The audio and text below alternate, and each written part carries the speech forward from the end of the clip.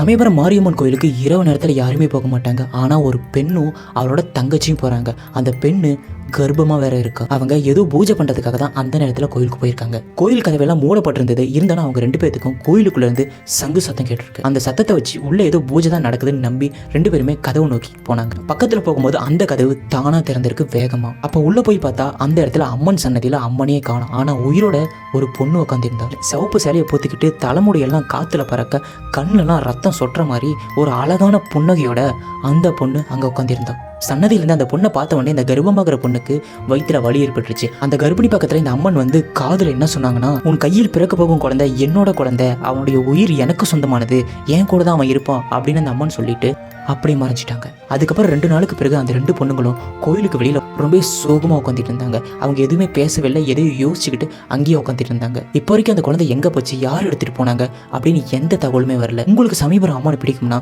சமயபுரம் அம்மானு கமெண்ட் பண்ணிடுங்க. இந்த கதை ஒரு மித்தா இருந்தாலும் பயமுறுத்துற மாதிரி இருக்கும்.